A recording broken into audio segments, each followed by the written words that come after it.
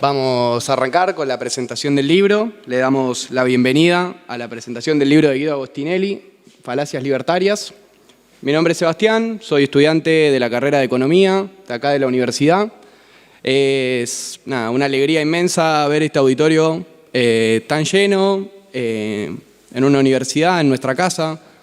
La Universidad de Avellaneda, una universidad creada por la decisión política de un proyecto político que apostó históricamente a la inclusión de los hijos y las hijas de las trabajadoras y trabajadores en la universidad.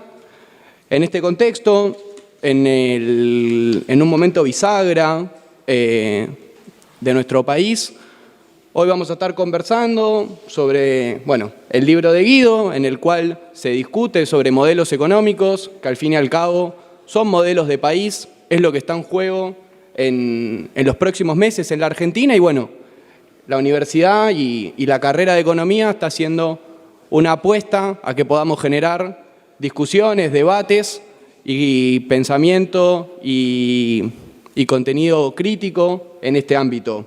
Así que, sumar esta la impronta que la carrera de Economía de la Universidad de Avellaneda le da a la formación de sus profesionales, con docentes comprometidos con una visión de la economía al servicio del desarrollo de la Argentina, así que aprovechar también para invitarlos e invitarlas a todos los presentes. Hay muchos que son estudiantes, a quienes no lo sean y quieran inscribirse en la carrera, va a ser, nos va a poner muy contentos contar con nuevos compañeros y compañeras.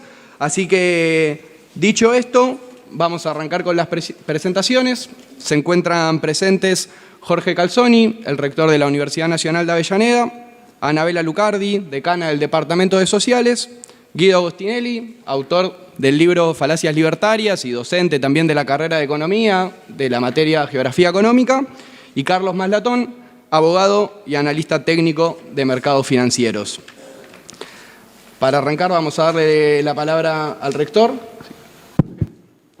Buenas tardes a todas, a todos. Gracias, Sebastián.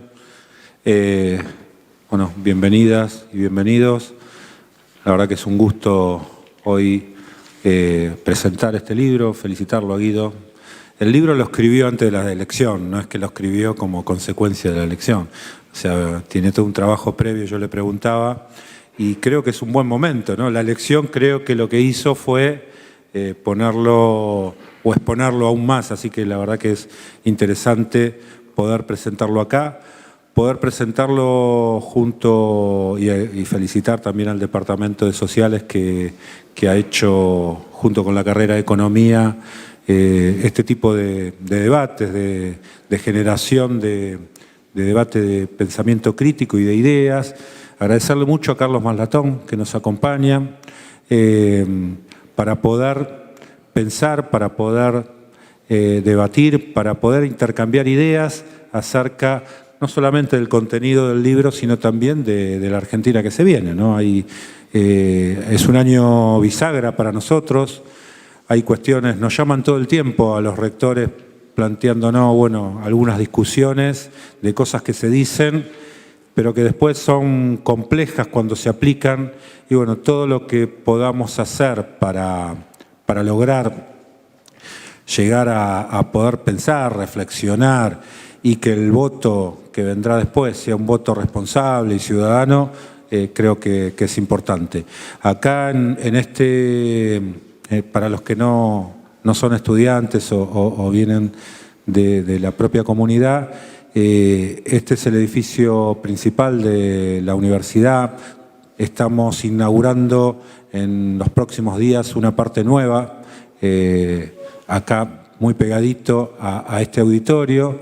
Realmente estamos muy felices por eso, y que tiene que ver con una inversión en infraestructura importante que se ha hecho desde el Ministerio de Obras Públicas y del Ministerio de Educación, que siempre agradecemos, y que nos va a posibilitar poder tener aulas disponibles y más grandes, junto con algunas aulas híbridas, que va a permitir la posibilidad de dar simultáneamente clases presenciales y virtuales. Y la otra que se viene es la sala de situación, que es para abogacía, que también es una inversión que se hizo hace poquito, que es un estrado como existen en los juzgados, para que se puedan hacer las prácticas de justicia ahí. Así que bueno, de mi parte no quiero robarles mucho tiempo, lo importante son ellos para que hablan. Bueno, darle la palabra a Ani, que va a hacer algunos comentarios del libro, y agradecerle mucho porque estén acá. Una sola aclaración, estoy con anteojos negros no porque me quiero ocultar, sino porque me operé la vista y realmente veo muy complicado con las luces, así que simplemente es por eso. Muchísimas gracias.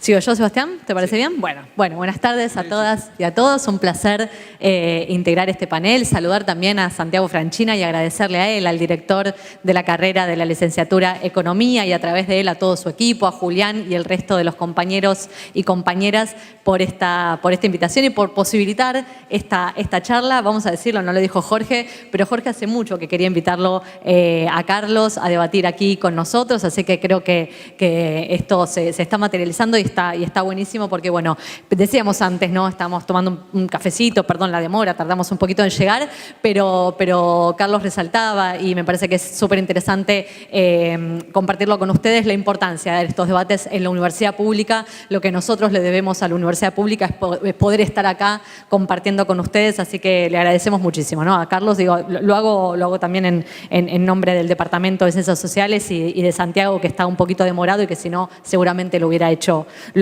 él. Bueno, muy brevemente, yo leí el libro de Guido que gentilmente me invitaron a presentar, y me gustaría hacer algunos muy breves comentarios para invitarlos e invitarlas a ustedes a que lo lean. ¿Estamos bien? ¿Me está haciendo señas? Sí.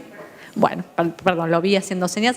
E invitarlos a ustedes a que lo lean, por supuesto, ahí afuera se puede comprar, me imagino, así que el objetivo de las presentaciones también es vender libros, ¿no? El mercado editorial, acá lo veo a Rodolfo, tiene que repuntar, así que animamos con esta presentación a que compren y que lean sobre todo el libro de Guido. El libro de Guido es muy útil en este contexto. Como decía recién el rector, Guido lo escribió antes de las elecciones y dio el debate durante mucho tiempo en las redes sociales antes de las elecciones, pero en este contexto cobra una importancia aún mayor. Por lo menos a mí me resultó muy esclarecedor y me llenó de argumentos para salir a discutir desde, por supuesto, mi perspectiva y lo que yo pienso, ¿no? Algunas de las falacias que el libro intenta desmentir y que lo hace realmente con sólidos argumentos son falacias que nos estamos cansando más en estos últimos tiempos de escuchar realmente. Y es interesante ponerlas en debate.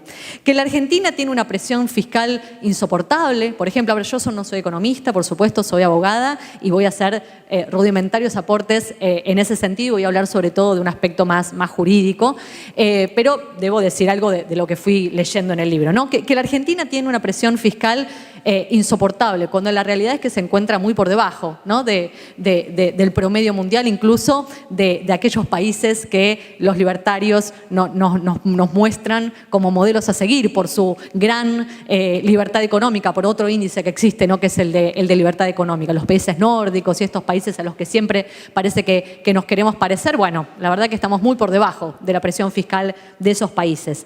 Que la economía dolarizada solucionaría uno de los grandes problemas que tenemos en la Argentina, que es la inflación, o que la desaparición del Banco Central en una economía dolarizada solucionaría el problema de la inflación, y bueno, que fue probado en países como Banana Republic, Bananita, Bananalandia, ¿no? Estas cosas que están a la orden del día. Bueno, eso es otra falacia que es, la verdad, que es fácilmente desmentible y que el libro de Guido Agostinelli se preocupa por desmitificar.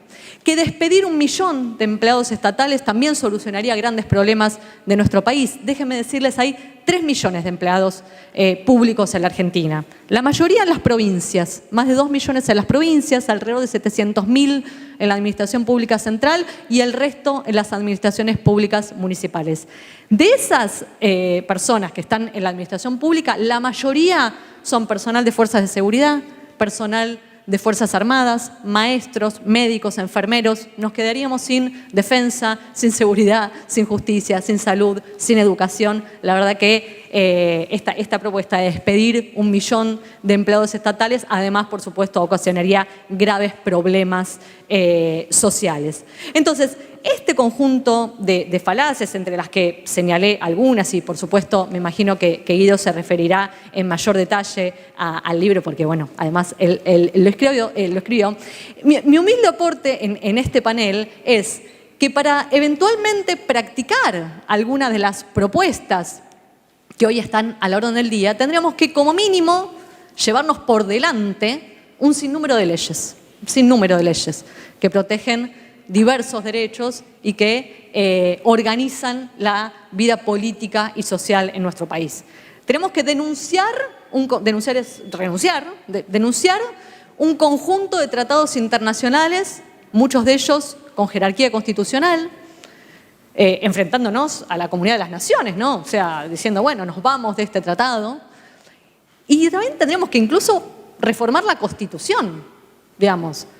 No sería tan fácil, ¿no? La política tributaria en la Argentina no es una facultad del Estado central solamente, es una facultad que se ejerce en forma concurrente, acá veo algunos alumnos de Derecho Constitucional, que es la materia que yo doy, es una facultad que se ejerce en forma concurrente con las provincias. Tendrían que estar de acuerdo las provincias, eventualmente, para modificar la estructura tributaria de la Argentina. La economía, dolarizar la economía, bueno, también es una facultad del Congreso, aunque lo debatíamos recién con Carlos, es una facultad del Congreso fijar la moneda, defender su valor, acuñar billetes, etcétera, etcétera. Pero tendríamos que ir a discutir también nuevamente al Congreso esta otra propuesta. Bueno, echar empleados o reducir el gasto público, déjenme decirles, no solamente no solucionaría ningún problema, sino que además aumentaría la desigualdad, ¿no? Provocaría una caída del consumo, digamos. Ninguna de estas soluciones sería viable en términos políticos tampoco. Me gustaría señalar en este último, con esto ya voy cerrando, había avisado que iba a ser breve, que aun cuando quisiéramos barrer con este conjunto de leyes, aun cuando quisiéramos denunciar este conjunto de tratados internacionales, aun cuando estuviéramos dispuestos y dispuestas a reformar la Constitución, deberíamos hacerlo con consensos políticos. Deberíamos hacerlo con aquellas personas, aquellas instituciones que los representantes de este libertarismo vernáculo actual en la Argentina denostan, ¿no? Y que clasifican, ¿no? como una casta de dirigentes, ¿no? Nada más lejos de la realidad, ¿no? Las castas son estructuras sociales preestablecidas que no se modifican. Hay países que han elegido eso como su forma social, su forma de organización social. No somos nosotros creemos en una democracia, ¿no? Y nada más lejos, ¿no? de la democracia que estas estructuras sociales inmodificables. La democracia lo que hace es respetar la voluntad popular, aun cuando esa voluntad popular haya escogido como una opción favorita la de ciertas personas que no creen en esa democracia o que no creen en las instituciones y en los partidos políticos, que son los protagonistas de la democracia. Entonces, para concluir, yo creo que la Argentina, humildemente, ¿no? Digo, no lo creo yo, creo que lo creemos todos, tiene muchos problemas, ¿no? Tiene muchos problemas, tenemos que preocuparnos, tenemos que arremangarnos para solucionarlos, pero creo que podemos ofrecer algo mejor.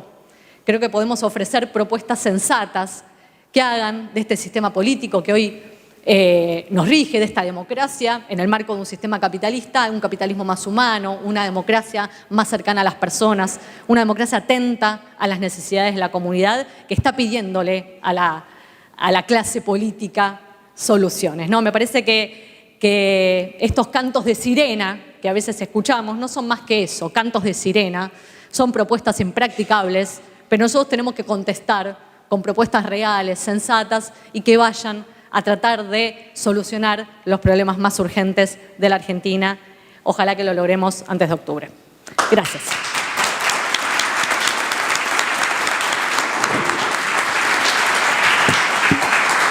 Bueno, gracias Jorge, gracias Anabela y ahora sí le damos la palabra a Guido para arrancar con la presentación del libro. Gracias. Bueno, muchas gracias a todos por venir, muchas gracias a Anabela, Carlos, Jorge y a todos los que estuvieron atrás de la organización. Así que, bueno, agradecerles a todos. Bueno, con respecto al libro, en realidad es una breve introducción. ¿Por qué? Porque nos vamos a meter más de lleno en los puntos que podamos debatir de alguna manera, intercambiar opiniones, que eso es lo más importante y es lo que tiene que que florecer en la facultad, ¿no? Ese intercambio de ideas, y por eso celebro tanto Carlos acá, porque nos va a permitir pensar la realidad, escuchar opiniones, armarnos de ideas mejores planteadas. Para presentar el libro, así brevemente, lo que nos planteamos, nosotros somos varios economistas y estudiosos acá de Fundus que justamente trabajamos distintos temas, hacemos investigaciones y demás. Estos temas los veníamos tratando ya hace años, veníamos advirtiendo la problemática, y eso es lo que ahora, digamos, cobra importancia en el libro, porque de golpe sale el libro que está, para que vean que no mentimos, dice ahí julio, ¿no? Está impreso en julio, o sea, no es una cuestión electoral ni mucho menos. Así que lamentamos que se esté vendiendo mejor, así que hubiésemos preferido que los resultados hubiesen sido otros. Pero a lo que vamos es, nosotros veníamos estudiando ya desde hace muchos años este fenómeno. Desde el lado de la economía, bueno, en toda nuestra formación, obviamente, ya sabíamos que eran recetas y que eran medidas tomadas en extremo que no eran inaplicables, ¿no? Y lo que sí fuimos viendo a lo largo que fuimos escribiendo el libro, que tomó aproximadamente un año la escritura del libro, lo que fuimos viendo fue una subestimación total a esta corriente. Hubo una subestimación de todos los colores políticos, que no se llegaba, que era impracticable y demás. Que no iba a tener adhesiones, y nosotros seguimos escribiéndolo totalmente convencidos de que esto era muy posible que ocurra, como finalmente ocurrió en las elecciones PASO. A lo que vamos es el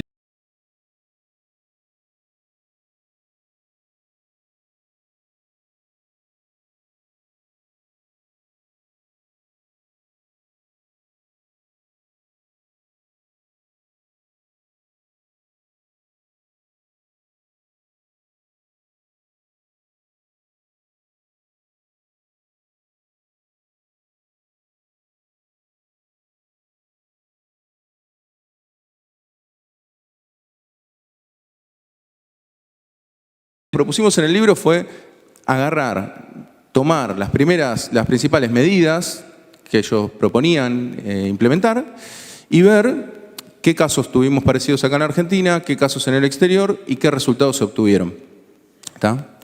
En el caso, por ejemplo, digo esto y me acuerdo que en venta de órganos, obviamente, no tenemos tanto material de implementación, más allá del caso de Irán, lo que sí intentamos fue tratar de ver cómo se iban aplicando estas cuestiones en el mundo en general. Así que intentamos llenar ese vacío con el libro y ahora vemos que eso se llena, digamos, con la participación de todos. Así que eso en parte está bien, hace bien a lo que nos pasa. Y con respecto puntualmente a los temas que se van tratando en el libro, acá establecimos 3 ejes como para discutir, que son dolarización, apertura comercial, inflación. Exploramos otros temas. ¿Y qué falacias puntuales encontramos? Por ejemplo, y digo porque trato de ver las que son menos populares hoy en día, ¿no? Trato de mostrar algunas, así como muy rapidito. Una es la de falsa composición, por ejemplo, Argentina de comienzo de siglo. La falacia de falsa composición, que es agarrar un solo dato y llevarlo al extremo y decir que es un todo. Argentina de comienzo de siglo, ahí está explorado en el libro, los datos económicos, que ahí hay un hallazgo producto de la investigación que hacemos, que las tasas arancelarias de importación de comienzo de siglo, cuando Argentina rankeaba como uno de los países con el PBI per cápita más alto del mundo, eran más altos que los actuales. O sea, había más impuestos a la importación que los que tenemos hoy en día. Según los datos que podemos recopilar, acuérdense que de 1930 para atrás los datos son bastante flojos en general, hay que mirarlos con recaudo, pero de esos datos que podemos recabar podemos decir que había una mayor protección arancelaria. Y a su vez, el nivel de inequidad que había, y también los libertarios suelen decir que éramos los primeros de ese ranking, de un ranking de solo 40 países. Cuando uno va explorando en realidad toda la historia argentina, el mayor crecimiento del PBI no se da en ese momento, en la Argentina de comienzo de siglo. Pero bueno, ellos toman un ranking y dicen que tenemos que volver a eso porque estamos primero en un ranking de 40 países. Ese es el dato, entonces agarran ese dato y lo extrapolan a todo, sin ver toda la complejidad de Argentina de comienzo de siglo. Que ahí está explorada en el libro y que nos lleva, digamos, a esas conclusiones o a esa generalización apresurada, que es otro error lógico, digamos, que podemos tener. Y después también otra cuestión más que últimamente se está difundiendo poco, que es también la falacia del nirvana, que es la falacia de la solución perfecta. Esto, ¿dónde decimos que ocurre? Bueno, decimos que esto ocurre, por ejemplo, cuando se plantea y se contrasta lo que fueron las medidas que planteó en el caso Martínez de Hoz con 12 puntos sobre distintos aspectos para liberar la economía. Digamos que fueron algunos implementados parcialmente, otros totalmente. Bueno, esa implementación que quiso hacer Martínez de Hoz nos llevó a serios problemas en la economía argentina. No solamente a los problemas sociales que ya todos conocemos, la cuestión de los desaparecidos y demás, que eso tiene que ver más con el aspecto político, sino en el aspecto económico nos llevó a una caída del salario real como nunca en la historia argentina. Ustedes ven la serie de salario real en Argentina y pega una caída fenomenal, irrecuperable, porque todos los que hablan de crecimiento del salario real en la etapa kirchnerista 2003 para adelante, tienen que saber que esa recuperación del salario no llega a los valores del 74.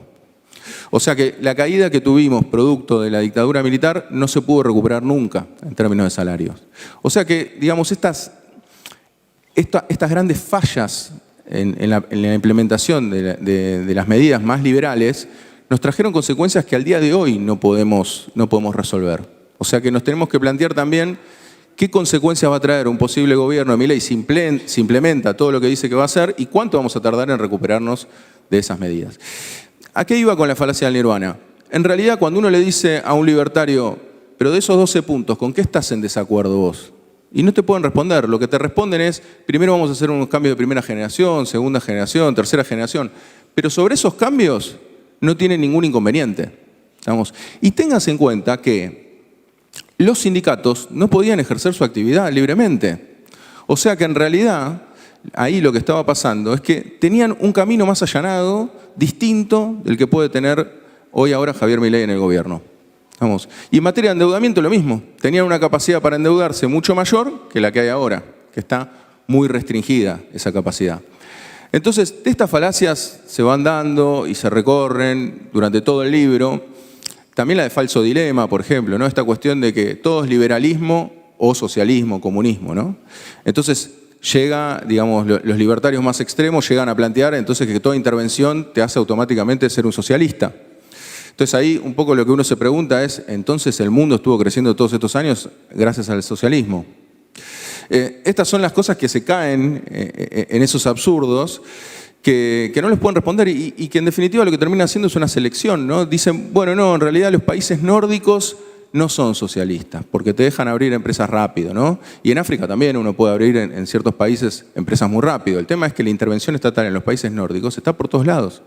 Está por todos lados. En el libro se explora no solamente a través de empresas estatales, sino a través de distintas políticas activas de intervención de los estados nórdicos. Así que eso me parece que es interesante, me parece que es interesante analizarlo. Y después, bueno, una de las que generalmente suelen hacer más a menudo también es la de cherry picking. Cherry picking es seleccionar las cerezas, lo que a unas más le gusta, y elegir cuál es el dato que más le gusta para sostener una determinada idea. Esto se hace con los países nórdicos. Esto que les decía, bueno, ok, no, abro empresas muy rápido, ¿no? Como si ese fuese el dato más importante, porque de hecho acá en Argentina hicimos este experimento con la SAS, ahora me estoy acordando, no lo puse en el libro, así que viene como dato, esta implementación de la SAS de hacer la empresa rápido, no cambió absolutamente nada. No es que fuimos un país mejor ni peor por haber implementado. Lo que sí no hacemos, por eso vino bien la introducción de Anabela, es explorar la cuestión fáctica, digamos, qué se puede hacer o qué no se puede hacer.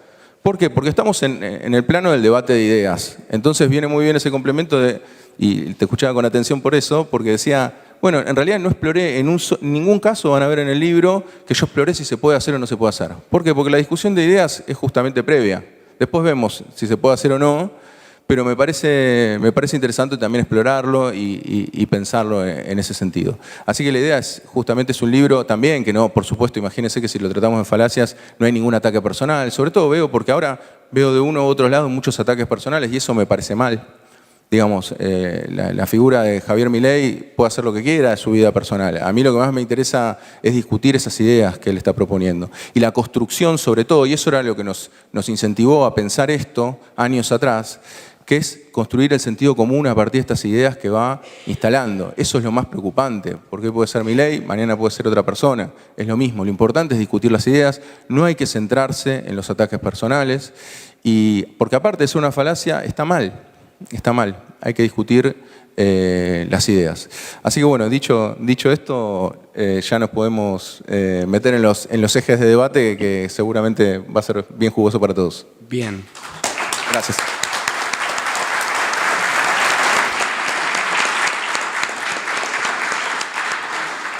Bueno, vamos a arrancar, como dijo Guido, con el debate. Lo tenemos a Carlos Malatón y a Guido. Va a ser un intercambio un poco entre corrientes de la economía. Carlos es un liberal y va a defender un poco esa postura. Guido representa una postura más heterodoxa y vamos a estar conversando en torno a 3 ejes que, bueno, antes Guido los comentaba: dolarización, inflación y apertura comercial. Bueno, antes de entrar en estos 3 temas específicos, quiero manifestar que agradezco la invitación.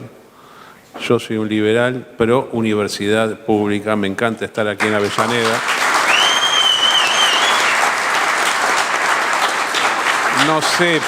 No sé por qué se puso de moda impugnar la escuela pública de la cual yo me formé, y estoy agradecido eternamente por lo que recibí de la más alta calidad mundial.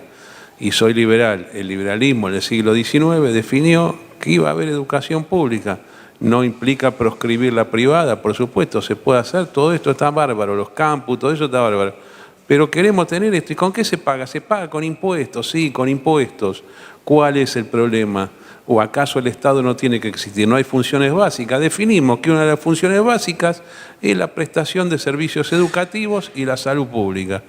No es mucha plata. Hoy quiero hablar de números yo. Estamos acá en la carrera de económica, derecho. Quiero ver números, porque acá se despilfarra en el área financiera del Estado y después se quiere hacer autoridad en cosas que no valen nada, perjudicando al resto de la población. Pero es muy interesante. Gracias, rector, por la invitación. Gracias, profesora, por esta invitación. Agostinelli, excelente el libro, lo vi. No es que lo comparte el libro, no importa, está bien escrito. Yo puedo contestar a todos los puntos. En más de los que vos pensás, yo concordaría con vos, pero la idea es ver hay que elegir algo. Dolarización, inflación, dijimos, y comercio exterior. Bueno, comercio exterior. Entonces, yo lo que haría es, que esto es muy importante en economía, hay un nivel que es teórico. ¿Cómo me gustaría a mí que sea el sistema monetario? Por ejemplo, entonces yo diseño cosas, pero fuera del espacio del tiempo. El problema es que cuando uno toma el gobierno, accede democráticamente a la función pública, no va a aplicar aquello que en forma teórica diseña. Es con el aquí y ahora. ¿Cómo hago desde la Argentina actual, por ejemplo, para dolarizar o para estabilizar?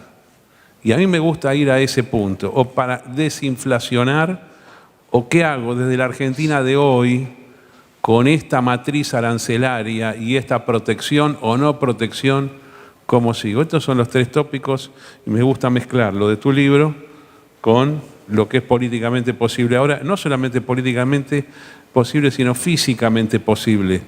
Porque ¿saben qué? Se están hablando un montón de cosas en los medios, muy superficialmente, sobre temas económicos, con propuestas disparatadas, que aunque exista todo el poder político del mundo y la voluntad para hacerlo, no se puede hacer por cuestiones lógicas y físicas que exceden a la voluntad política de las partes y a la buena voluntad de las personas. Yo voy a decir cuáles son. Así que, Agostinelli, ataca vos y yo te sigo.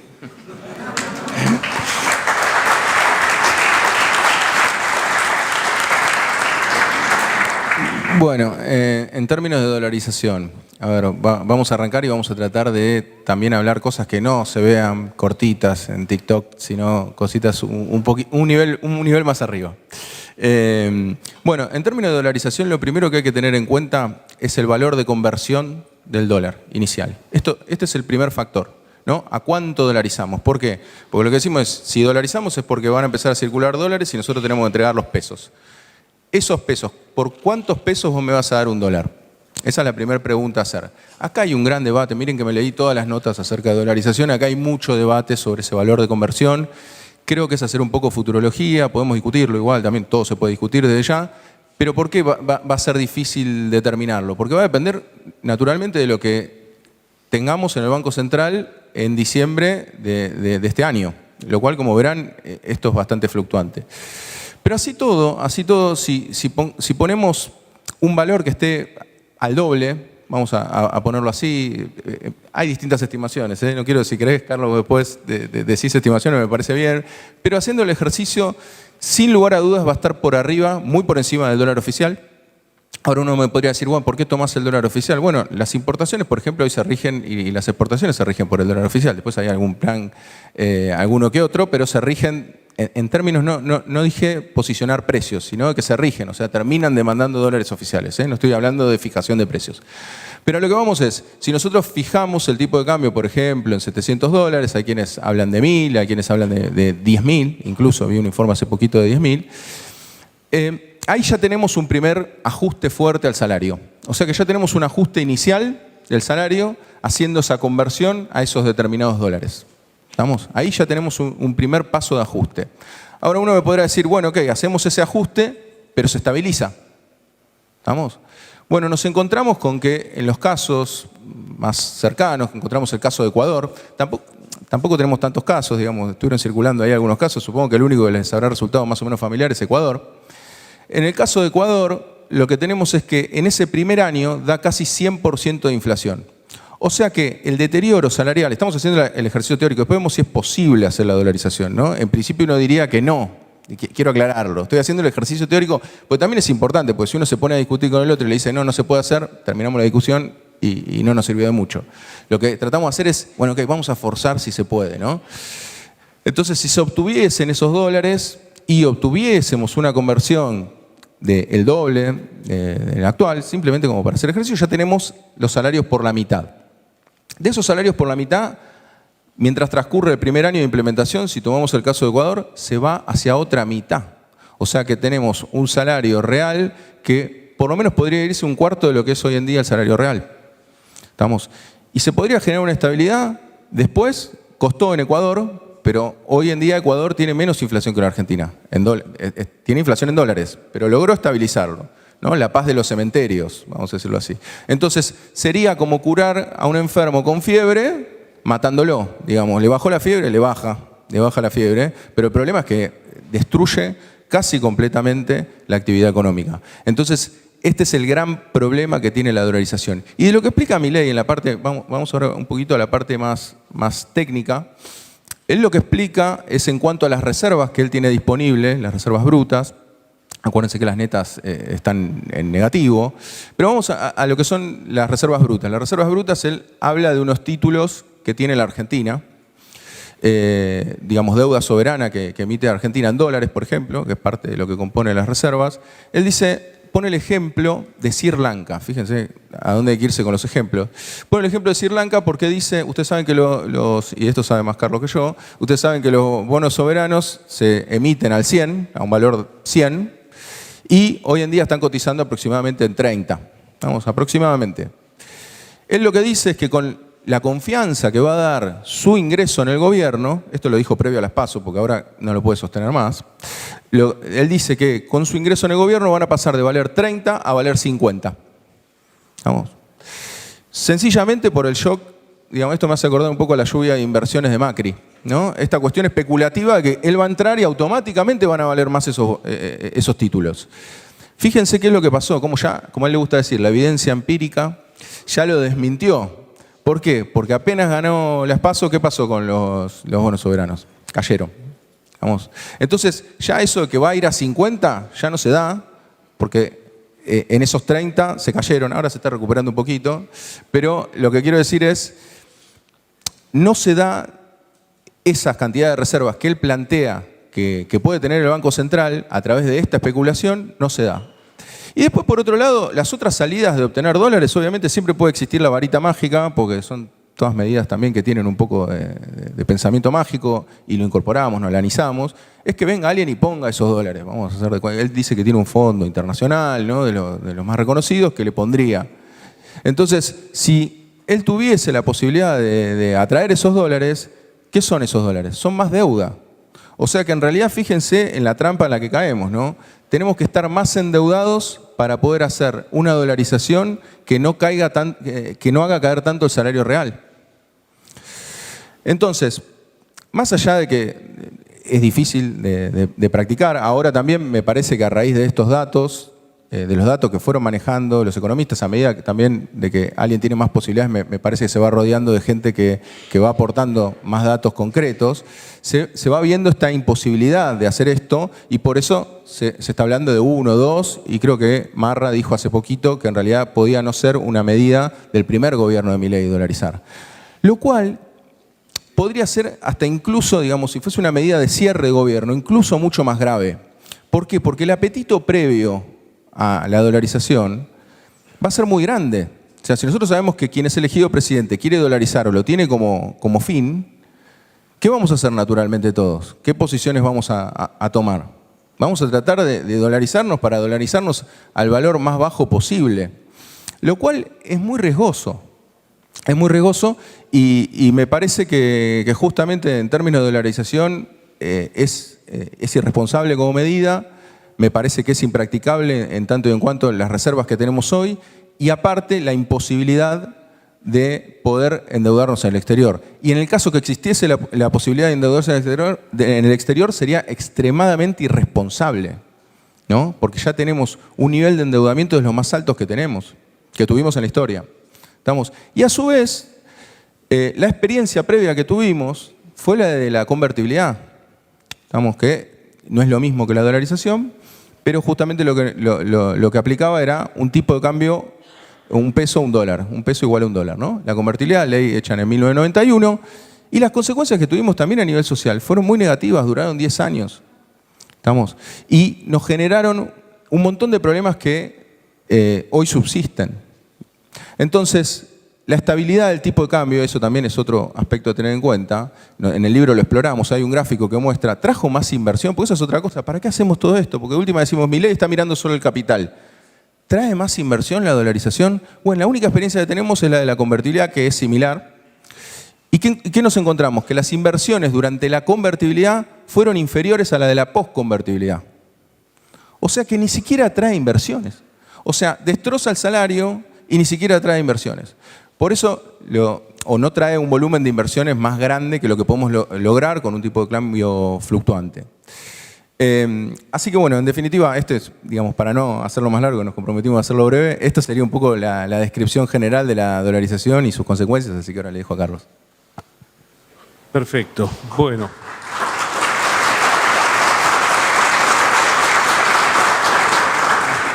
A mí me preocupa porque muchas personas que han escuchado discursos por televisión o por el TikTok sobre la dolarización empezaron a imaginar un mundo donde de repente mágicamente viene alguien y dice, ahora no tenés más pesos, tenés dólares y como tenés dólares vas a ser rico como en los países donde se usa dólares y vas a ganar como en el país que emite los dólares. Por lo tanto, mágicamente se terminó la pobreza en Argentina. Esto, aunque parezca increíble, pegó electoralmente muy fuerte. Inclusive hay personas que no solo imaginaron esto, sino que creyeron que si ganaban 100.000 en pesos van a ganar 100.000 en dólares. Esta nominalidad de la moneda en la cual incurren muchísimos. Por ejemplo, como cuando alguien dice el peso argentino son 800 por dólar.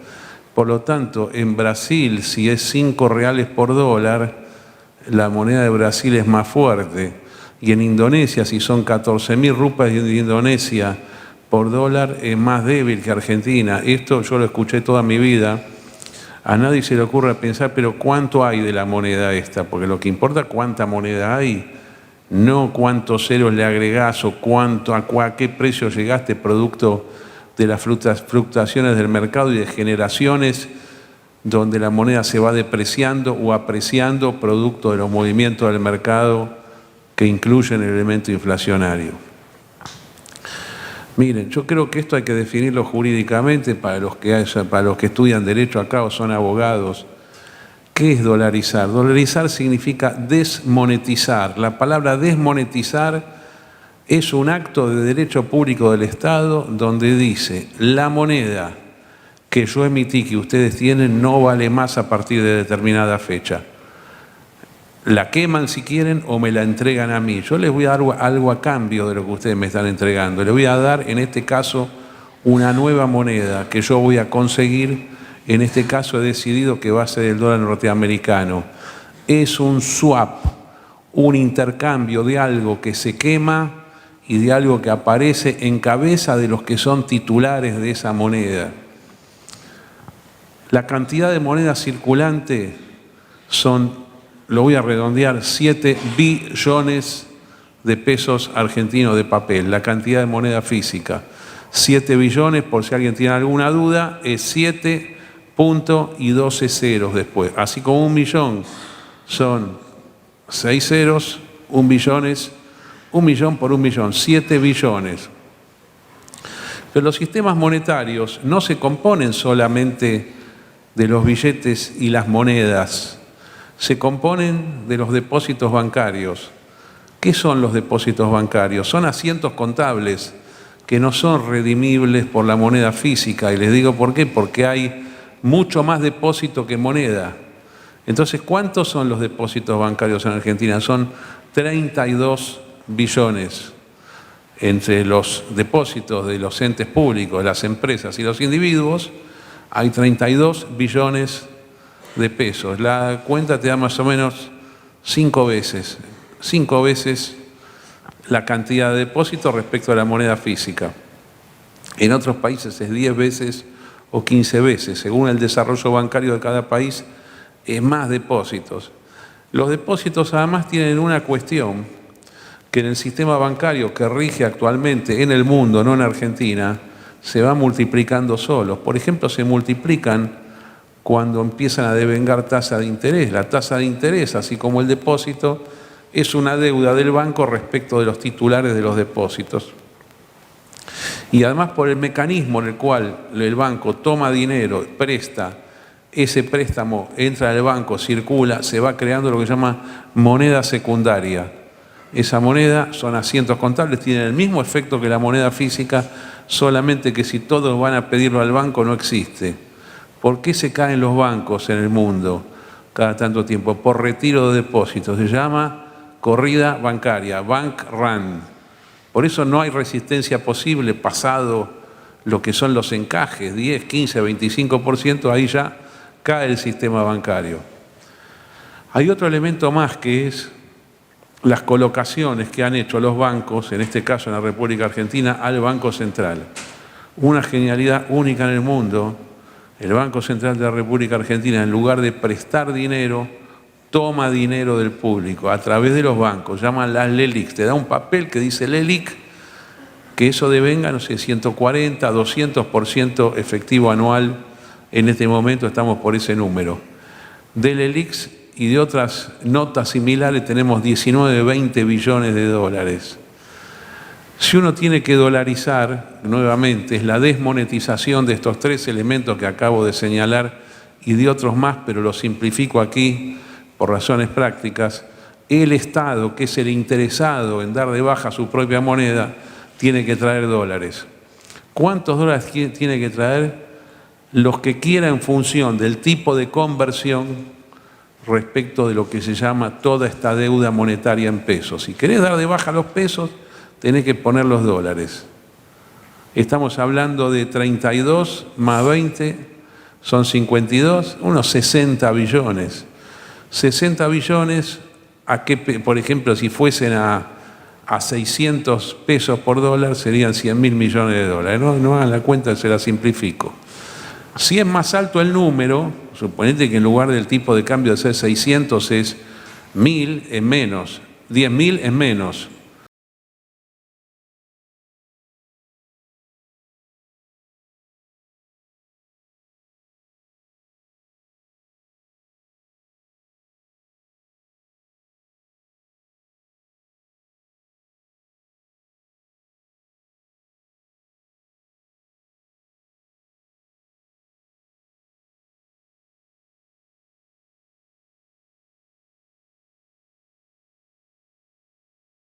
La moneda argentina circula porque circula, como todas las monedas del mundo, incluyendo el Bitcoin. No es que hay una reserva contra el Bitcoin, no hay una reserva contra el dólar. Esto se terminó hace casi 85 años.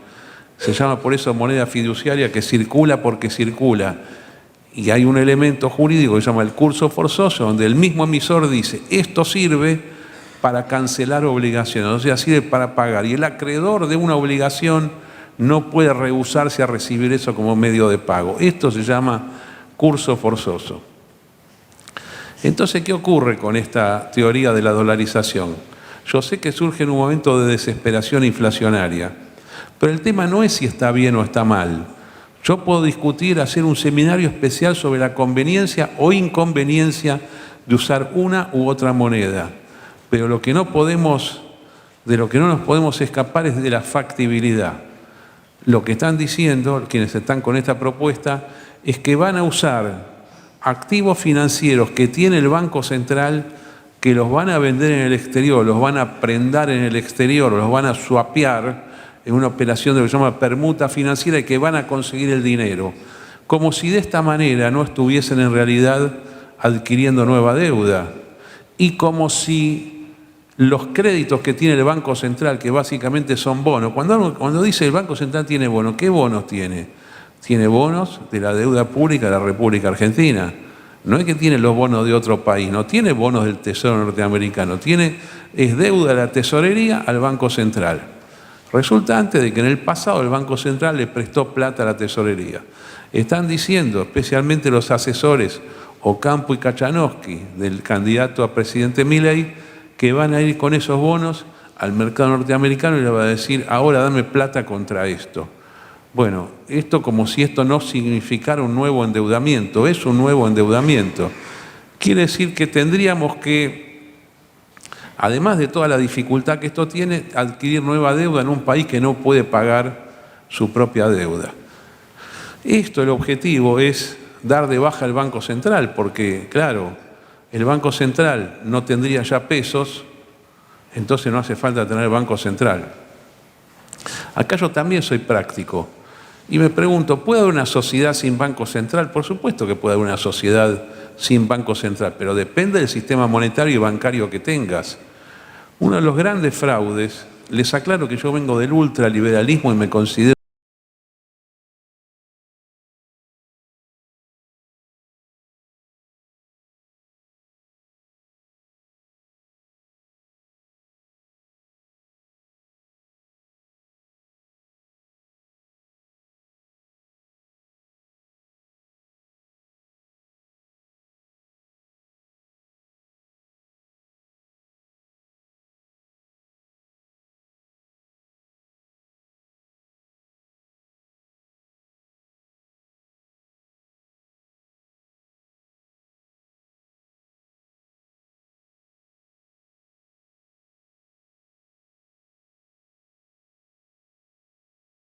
yo voy a decir categóricamente que no. Los bancos centrales, en verdad, empiezan cuando quiebra el sistema financiero privado. Es el sistema financiero privado el que va al Estado y le dice, inventemos algo para que no se caiga la banca. ¿Qué es la caída de la banca? El capitalismo tiene ciclos económicos y ciclos financieros. No es siempre para arriba, ni siquiera en el mundo ideal de una economía de mercado perfecta, el mercado es siempre para arriba. El mercado sube, baja, sube y después corrige todo lo que subió.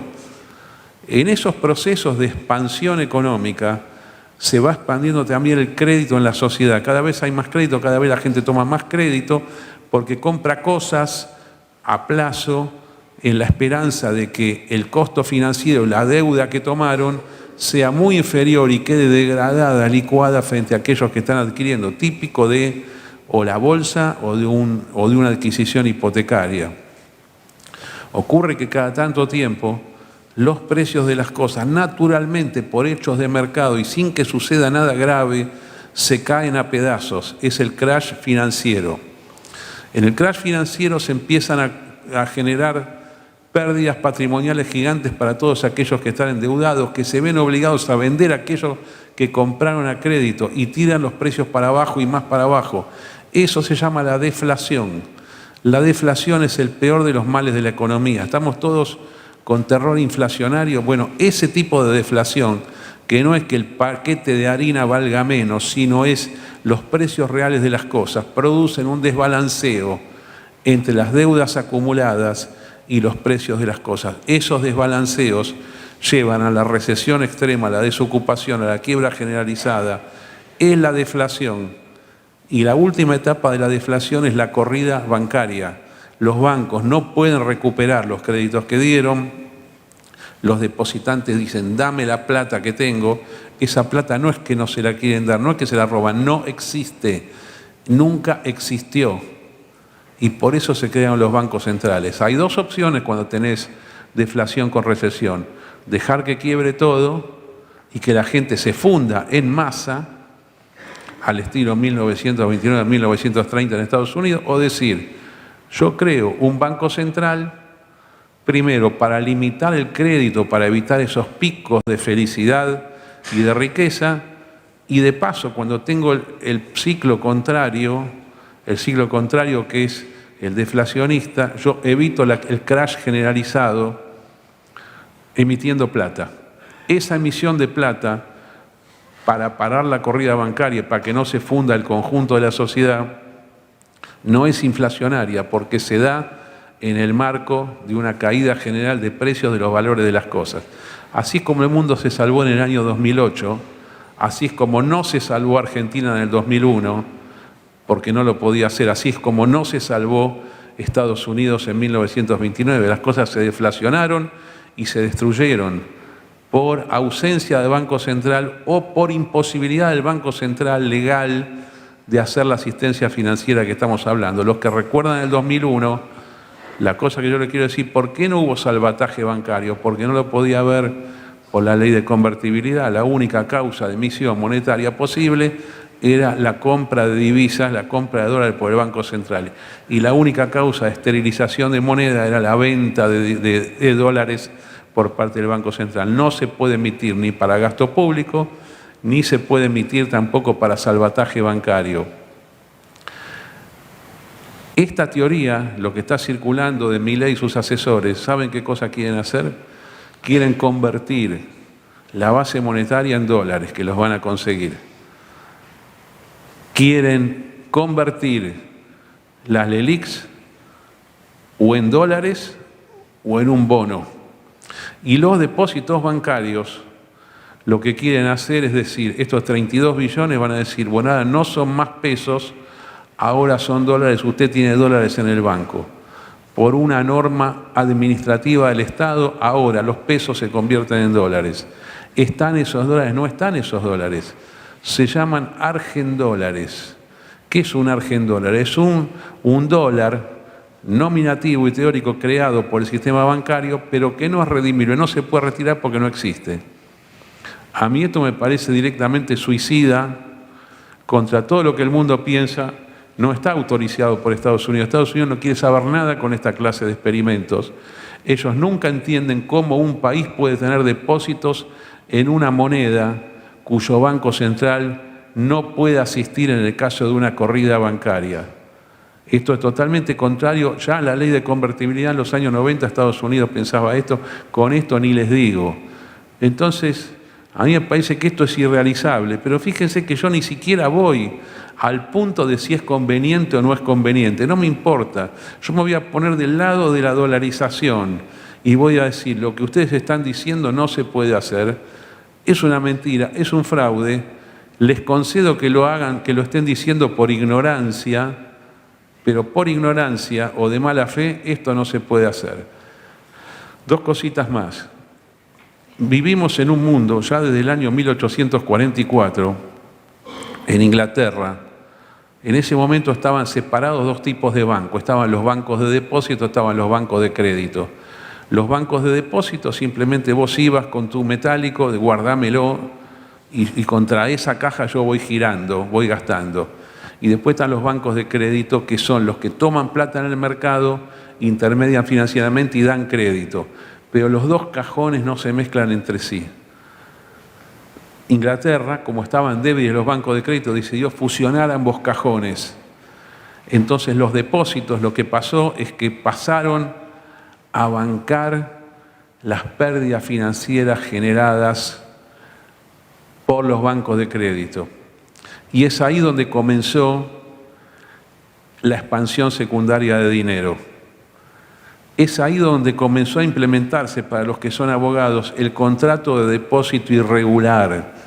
El contrato de custodia es un depósito regular. El depositario debe dar lo mismo que recibió. En el contrato de depósito irregular yo cedo mi propiedad al banco y tengo un crédito contra el banco. El banco con eso puede hacer cualquier cosa, por eso lo puede prestar. Por eso el sistema Bitcoin no tiene expansión secundaria de dinero. No se puede duplicar un Bitcoin o una fracción de Bitcoin. Es moneda pura y simple, como era antes de que este sistema de expansión monetaria secundaria se valide en el mundo. Permitir, y ahora voy a la final, permitir en Argentina, primero, determinar que los depósitos bancarios van a ser, por definición del gobierno a partir de ahora, dólares, sumado a que los bancos argentinos van a poder seguir creando secundariamente una moneda que no existe. Esas dos cosas combinadas, para mí, es lo que le resta seriedad a todo este plan. Ahora vaya uno esto a explicarlo en un TikTok. Este es el problema que tenemos. ¿Cómo se hace? Creo que es un gran desafío. Primera parte para mí terminada.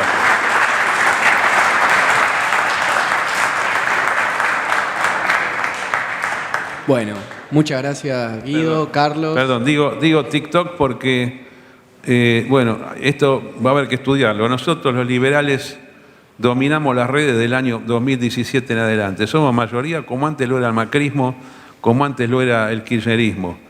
Pero dije TikTok porque fue el eje de la campaña y el porqué del 30% de mi ley, básicamente es TikTok. Te aparece en todos lados y se hizo espontáneamente. Gracias. Gracias. Hay un punto importante ahí y habla de la importancia, creo, de generar estos ámbitos para replicar información, generar contenido, pensamiento propio y después salir a divulgarlo y a esparcirlo en cada uno de los ámbitos. Así que vamos a pasar al segundo tema, probablemente uno de los principales problemas que tenga la Argentina hace ya muchos años, que es la inflación. Hay recetas mágicas que se venden para solucionarlas. Guido creo que va a apuntar algunas claves de por qué no es tan así. Bueno, muy bien. Lo que vimos hasta ahora, desde ya lo completamos ahí, concuerdo con gran parte de lo que expuso Carlos. Con respecto a la inflación, a ver, esto yo siempre digo que es una clase de 3 horas, así que se me va a complicar un montón hacerlo breve y no aburrirlos. Pero vamos puntualmente a cómo explican la inflación por lo general y por lo que se pudo ver los libertarios. Toman la base, digamos, toman las premisas de Friedman. Ellos saben que generalmente se suman a la escuela austríaca, pero para algunas cosas usan la escuela de Chicago, o sea, Milton Friedman. Y en este caso toman una teoría que se llama la teoría cuantitativa del dinero, que la ideó Fisher. En esta, muy rápidamente lo voy a decir, había 4 componentes de esta ecuación. La masa de dinero por la velocidad de circulación del dinero, que es igual a los precios por las cantidades. Vamos a simplificar, eso le ponemos una variación adelante. Digo, muy rápido, la cuestión es que simplificando toda esa ecuación y planteando como constantes la velocidad de circulación y Q como cantidad de bienes que se producen en la economía, nos da que la variación del circulante de dinero es igual a la variación de los precios. ¿Esto qué sería? Que mayor emisión monetaria, lo estoy súper simplificando, ¿entiendes? a mayor emisión de moneda tenemos un aumento de precios. O viceversa, ¿no? Esto es lo que se podría desprender de la teoría cuantitativa del dinero. Fíjense que se toma siempre para un solo lado. Emito más, tengo más precios, ¿no? Tengo más inflación. ¿Qué podríamos decir? Podríamos decir también que puede ocurrir al revés. O cabe esa pregunta, ¿no? Decirnos, bueno, en realidad no puede ser que la emisión esté respondiendo a que antes se están aumentando los precios. O sea, ¿no podría ser que estamos confundiendo la causa y la consecuencia? Este sería un primer interrogante para hacerse. Después, también otro interrogante para hacerse es, cuando retiramos dinero de circulación, en general, ¿qué es lo que obtenemos? Obtenemos una deflación, como nos contaba acá Carlos, que es el peor de los males. De nuevo, que a nosotros nos cuesta un montón imaginarlo, pero realmente la deflación es el peor de los males que podríamos tener en la economía porque conlleva a muchos otros problemas. A la caída de la actividad productiva, la inflación, mientras esté en patrones más o menos controlados, no es un problema tan grave. ¿Estamos? Entonces, la emisión monetaria, si decimos la emisión monetaria es la que genera inflación, es súper sencillo. De nuevo, reduciéndonos las redes sociales, a lo sencillo es no emitas más, no dale la maquinita. Ahora había otro, ¿no?, tirando ahí papelitos, billetes ahí para hacer un poco de show en la televisión. Y bueno, hay que romper la maquinita, ¿no? ¿Qué pasó? Bueno, en la década, en el gobierno de Macri, justamente lo que se hizo fue, se redujo esa emisión monetaria y no se resolvió el problema, como sabemos. De Macri, desde que asumió hasta que terminó de su mandato, duplicó la inflación. Este gobierno también hizo lo suyo en esa materia. Entonces, ¿es solamente esa la explicación que podemos encontrar de la inflación? ¿Qué preguntas podemos hacernos? Bueno, todos los economistas, o gran parte de las corrientes de economistas, plantearon su teoría. ¿Estamos? Entonces, no es una cuenta saldada, eso es mentira. Se siguen escribiendo papers hoy en día hablando acerca de la inflación. O sea que no es una cuestión tan sencilla de decir emito y eso genera inflación y punto. ¿Estamos? Porque también, digo, y también eso me quedó de la cuestión anterior, ¿no? De la dolarización que no permite emitir. No permitir emitir no es solamente no poder contratar empleados públicos, ¿no? Es ante una catástrofe climática, la que ellos niegan, no poder ir y tratar de dar respuestas desde el gasto público para ese tipo de problemas. Entonces, no es solamente, no es emitir y punto, no contrato empleados públicos. A lo que vamos es, entonces, todas las corrientes ideológicas plantearon su forma de explicar qué podría ser el causante de la inflación. Y lo más importante, y me parece que ahí está lo central, es que no siempre ocurre por las mismas causas y no siempre se generan las mismas consecuencias. Cada periodo es particular. ¿Estamos? Por eso, cuando tenemos respuestas mágicas que encajan en todos los escenarios, tenemos que sospechar. No pasa siempre así, no es siempre así. Por ejemplo, sí es cierto que la variación del tipo de cambio en Argentina tiene una influencia importante en la inflación. Por eso pega también esta cuestión. En la convertibilidad, si bien obtenemos al comienzo niveles de inflación altos, o como vimos con Ecuador, obtenemos niveles de inflación altos, capaz que en el mediano o largo plazo se puede estabilizar, como ya explicamos cuando hablamos de dolarización. Se podría llegar a estabilizar. El tema son las consecuencias para qué. Y me parece que poner el eje, no es casual que se ponga el eje del tema inflacionario como el mayor de los problemas. Es un problema enorme. Ahora estamos con un problema enorme de inflación, no lo estoy negando. Lo que quiero decir es que me parece más grave que el problema inflacionario es la pérdida de poder adquisitivo. Eso es lo más grave. Porque cuando se tenía inflación de 20%, 30%, que también es elevada, pero los salarios acompañaban o superaban esa inflación, el problema era mucho menor. Poner el eje en que ese es el problema fundamental, lo que nos hace pensar es, bueno, entonces tenemos que eliminar la emisión. Y eliminar la emisión y decirlo así a la ligera, primero que falta, ¿no? Preguntarse por qué estás emitiendo más, ¿no? ¿Cuál es la...? Pues si no, es como, ¿no? Es como cuando uno va a un cardiólogo, todos sabemos acá que lamentablemente nos va a agarrar un paro cardiorrespiratorio y en algún momento nos vamos a morir de alguna consecuencia, la que fuera. Entonces decimos, che, lo único que hay que hacer es mantener el corazón latiendo. Entonces, ¿qué hacemos con la medicina? Que sean todos cardiólogos, ¿tá? Que se mantenga el corazón. No. Nosotros lo que queremos es justamente tener todas las especialidades de la medicina para poder estar saludables y estar bien. Entonces, hablar solamente de la emisión en sí misma es como algo abstracto, incluso en un punto. Entonces, ¿qué es lo que esconde ahí detrás? Bueno, la emisión es en realidad para eliminar el gasto público. ¿Y hasta qué punto el gasto público? De acá es súper interesante. Esto lo pueden hacer todos. Recomiendo un sitio que se llama datosmacro.com para a los que les interese mirar algunos datos, que ahí recopilan muchos datos que son interesantes. Dicen, bueno, es porque estás emitiendo más porque tenés déficit. ¿Cuántos países tienen déficit? Se van a fijar, pueden ahí listarlos, incluso pueden ponerlos de menor a mayor y se van a encontrar con datos sorprendentes porque, para el relato que cuentan los libertarios, que es que la inmensa mayoría de los países tiene déficit fiscal. O sea, gasta más de lo que le ingresa. Y encontré un dato revelador ahí hace poquito. Me fijé en los países que habían eliminado el Banco Central, estos países con nombres raros, algunos se los estudió, Caribitú, ¿cómo era? Tuvalu, muy bien.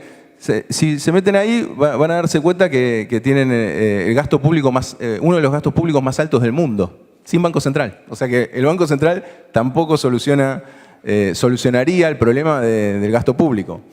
Pero más allá de eso, lo que nos encontramos es que el tema es complejo. ¿Por qué? ¿Qué juega acá en el tema inflacionario? La variación del tipo de cambio es importante. Las expectativas, Lucas escribió muchísimo acerca de este tema. O sea, si nosotros acá, por ejemplo, preguntásemos a todos cuánto va a ser la inflación del año que viene, muy probablemente todos acertemos bastante y todos vamos en función a eso, y eso que no es de una corriente que esté ideológicamente emparentada conmigo, Lucas, pero digo, es lo que él fue desarrollando y dice, bueno, si todos preguntamos acá cuánto va a ser la inflación, esas expectativas generalmente se van a convalidar. Después tenemos el factor que no es y ahí, en ese punto, y mira lo que voy a decir, les voy a conceder algo a Javier Milei en ese sentido, que dice la concentración no genera inflación. 100% de acuerdo, está bien lo que dice. La concentración en sí misma, el mundo tiende a concentrarse muchísimo, pero lo que sí es cierto es que la concentración genera tensiones para que los precios no bajen con la misma facilidad en los procesos de desaceleración inflacionaria. O sea, que no bajen los niveles de inflación. ¿Por qué? Porque la concentración en teoría económica, tanto ortodoxa como heterodoxa, lo que nos va a decir es que la fijación de precios va a ser mayor. ¿Qué quiero decir con esto? Digamos, se unen dos empresas, no fijan el precio más alto, si no, no se unen. Digamos, quieren ganar más plata, vamos a decirlo así, liso y llano. Entonces, lo que hacen es concentrarse. Aparte de que los libertarios tampoco ven nada malo en eso. No ven nada malo en la concentración. Y esto nos tiene que hacer un poquito de ruido. ¿Por qué? Porque incluso la teoría ortodoxa de la economía ya veía, incluso Smith, que lo reivindican los libertarios, ya veía como un problema grave la concentración económica. ¿Por qué? Porque atentan contra la misma competencia. Por eso cuando nos dicen la libertad, ¿qué libertad? Si no pueden competir las empresas entre sí, ¿qué libertad estamos hablando? Justamente la intervención del Estado es para que puedan competir. Y eso sí, tiene que generar una menor tensión inflacionaria. Y de eso desarrolló Keynes, que no era especialista en inflación, pero también hablaba de la inflación de insuficiencia de oferta, que también puede estar explicada en distintos momentos históricos. ¿Qué es esto? Bueno, cuando la oferta no llega a abastecer la demanda que hay y por algún motivo no aumenta su capacidad productiva. Entonces, a lo largo de todas las corrientes económicas se van dando distintas explicaciones acerca de cómo se va dando la inflación. En Argentina sabemos que tiene un alto componente especulativo. Con esto no queremos decir que es solamente especulativo. No estoy negando, y esto es importante resaltarlo, porque ellos también, la falacia del falso dilema, es todo blanco-negro, ¿no? No estamos diciendo que la emisión, y ahí hay una falacia del espantapájaros también, meto muchas falacias juntas, pero bueno, digo, la falacia del espantapájaros, ¿cuál es?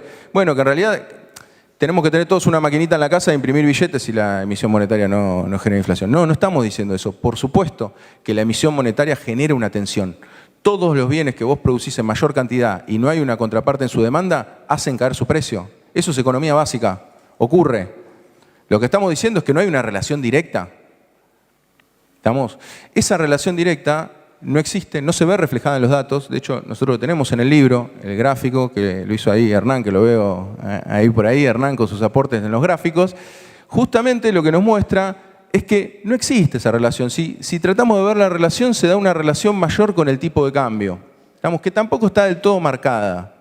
En Argentina se nota que hay un componente especulativo, que hay un componente del tipo de cambio. ¿Por qué el tipo de cambio? También porque estamos muy extranjerizados. Imaginémonos al CEO de alguna empresa acá, de las que dominan el mercado alimenticio, yendo a sus casas matrices a presentarle los presupuestos de lo que van a ganar en Argentina. ¿En qué moneda se lo presentan? En pesos no, porque lo que les interesa es cuántos dólares o cuántos euros llevan para afuera. Y está bien, son las reglas del juego, ¿no? No estoy criticando ese proceso. Lo que estoy queriendo decir es, si ellos fijan sus metas en moneda dura, en moneda extranjera, es natural que ante una devaluación, ¿cuánto van a ajustar sus precios? Es natural que ajusten por el tipo de cambio. Lo que no tenemos que permitir es que ese tipo de cambio sea destructivo, porque el tipo de cambio tiene que ser competitivo y no que sea destructivo como se plantea con la dolarización o como se planteó con la convertibilidad, que era un tipo de cambio fijo y bajo. ¿Qué quiere decir un tipo de cambio fijo y bajo? Que justamente estimula las importaciones en vez de las exportaciones. Justamente tenemos que generar más exportaciones. El tipo de cambio tiene que ser competitivo desde ya. Y ahí está, digamos, la muñeca y el poder político para poder implementar un tipo de cambio que sea competitivo, pero que no se nos vaya digamos, de las manos y que genere una pulverización de los salarios. ¿Estamos? Porque en definitiva, cuando medimos el salario real, lo podemos medir por poder adquisitivo o bien con cuántos dólares puedo comprar con ese salario. Entonces, en definitiva, para tratar de ir redondeando el concepto, la inflación no es un fenómeno sencillo, es un fenómeno que puede responder a distintas causas. De hecho, también hay inflación de aumento de costos, por ejemplo. Sigo hablando y me voy acordando de más tipos de inflación, de aumento de costos, que ¿qué podría ser? Bueno, me aumenta un insumo afuera, si aumento el petróleo. En la década del 70, las crisis inflacionarias que se fueron dando en el mundo. Bueno, aumentó el precio del petróleo, o cayó el precio del dólar, como se quiera ver. ¿Y qué fue lo que trajo? Bueno, trajo un aumento de costos de todos los bienes, porque básicamente todos los bienes que tenemos están intercedidos de alguna u otra manera por el valor del petróleo. Y en función de eso tenemos un aumento de costos. Y si tenemos un aumento de costos, ¿qué hacemos? Se aumentan los precios. No siempre y no en manera proporcional, pero generan tensiones. En definitiva, todo lo que tiene que ver con respecto a la inflación son tensiones que se van generando. Nadie está planteando una posición al extremo. Nadie está planteando emitir a rolete. Nadie está planteando nadie dice que es la solución. Lo que hacen los libertarios es ridiculizar esta postura. Decir, bueno, emitamos todo porque total nadie paga o no genera inflación. Mentira. Vamos, no pasa eso, como no pasa que si aumenta el precio del petróleo vamos a tener una afectación inflacionaria en Argentina. En definitiva, es un tema complejo, se debe abordar con seriedad y en el libro están puestas todas las posturas para tratar de interpretar cómo es este proceso, cuáles son las causas y cómo van variando entre sí. No tenemos que encontrar una sola causa. De nuevo, puede ser multicausal y a su vez puede cambiar en el tiempo. Depende del proceso histórico en el que estemos viviendo y el proceso económico de ese país, estamos viviendo un problema inflacionario. En el caso de la Argentina, el faltante de dólares es sin duda un determinante. Es un determinante. Y que haya una brecha cambiaria tan grande también determina la presión inflacionaria, sin lugar a dudas. Así que le dejo a Carlos. Muchas gracias.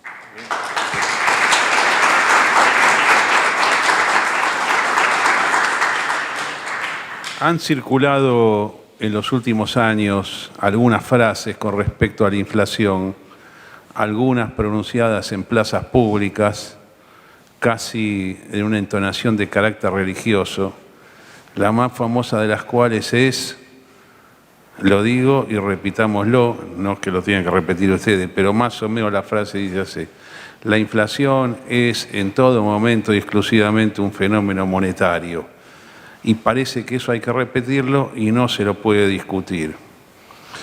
Es como que dicen, la inflación es un fenómeno unicausal y después salieron los del otro lado, o antes, la inflación es un fenómeno multicausal. Yo no es que la quiera arreglar para los dos lados, pero digo la verdad, lo que yo pienso. No hay un solo tipo de inflación, hay muchos tipos de inflación, como vos insinuaste recién en parte, y tienen cada uno su causa diferente.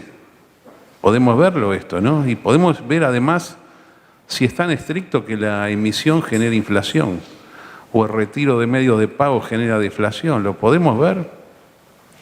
A mí me parece que los que matemáticamente dicen vos expandís la moneda 20% del 20% de inflación no han entendido la fórmula que vos mencionaste recién, que es la teoría cuantitativa de la moneda.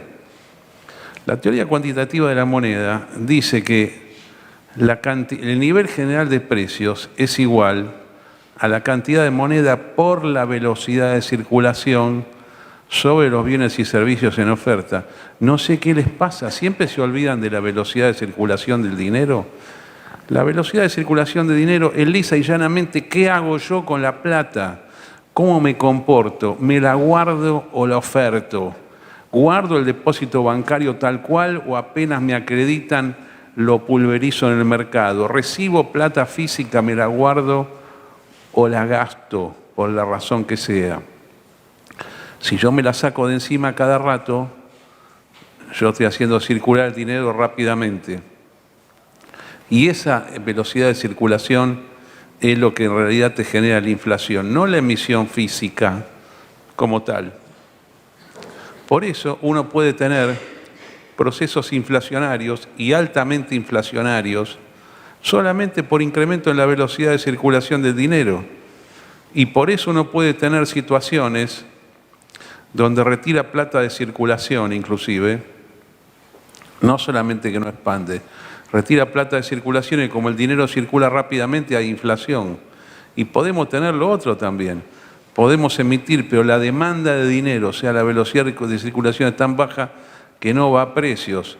¿O acaso no es lo que sucede esto último cuando tenemos deflación con recesión? Nuevamente deflación de activos, una caída del 50, 60, 70, 80% en el precio de los bienes reales de la economía. Por más que tires plata en el mercado, los precios van a subir, van a seguir bajando. Lo único que evitás con esto es la quiebra del sistema bancario. O sea que está mal aplicado. Los que repiten esta frase realmente no entendieron ni siquiera lo que la misma teoría que están invocando dice.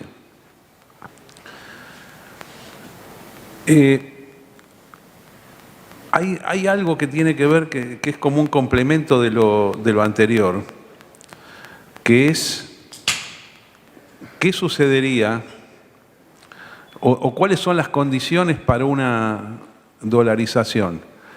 En realidad, vos podés desmonetizar tu moneda 100% y solucionar, entre comillas, el problema de la inflación en dos casos. Uno es una quiebra bancaria total, donde a la gente le dice, usted lo que tenía no lo tiene más. O de lo que tenías te queda un 5% y yo te voy a dar algo nuevo por ese 5%. Quiebra total del sistema bancario, crisis recesiva deflacionaria. Y la otra es una hiperinflación.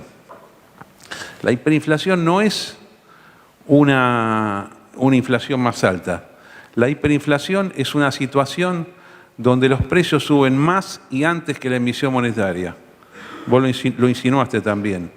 Y está en tu libro, que decís muchas veces se emite porque subieron los precios. ¿Qué es esa situación? Es una situación donde está la locura y la desconfianza que hay, que la gente se saca la plata de encima. Y vos decís, pero ¿cómo si no estamos emitiendo? Bueno, pero esa conducta es la que te genera la subida de precios. Entonces viene el Estado y dice, ¿qué hago yo con esto? Tengo que compensarlo, tengo que emitir para alcanzar los precios. Eso es la tendencia hacia la hiperinflación.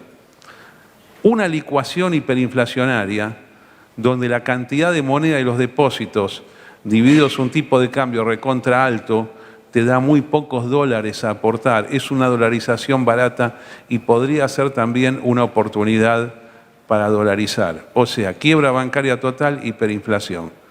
Relacionado con lo anterior, yo no solamente esto me parece criminal forzarlo, sino que además no se va a dar. Por el ciclo económico que está en la República Argentina, que es positivo y no negativo contra todo lo que el mundo cree, no vas a tener ninguno de los dos extremos. Esto es lo que yo tengo para comentar ahora sobre el tema inflacionario relacionado con la dolarización. Y una última cuestión es este tema de la deuda del Banco Central con el sistema financiero. Miren, hay una categoría monetaria que se llama la base monetaria. La base monetaria es el total de billetes y monedas más los encajes de las entidades financieras en el Banco Central. Eso se llama base monetaria. Después están los depósitos, que los hay a la vista, en caja de ahorro, en plazo fijo. Todo eso se llama un agregado que sumado a la base monetaria se llama M1, M2 o M3. Pero ¿cuál es la naturaleza jurídica y financiera y monetaria de la deuda del Banco Central con el sistema financiero? Y fundamentalmente, ¿cómo opera psicológicamente el tema de las LELIQs? Yo digo que las LELIQs, ahora hay otros que lo están empezando a decir, en realidad son una base monetaria ampliada.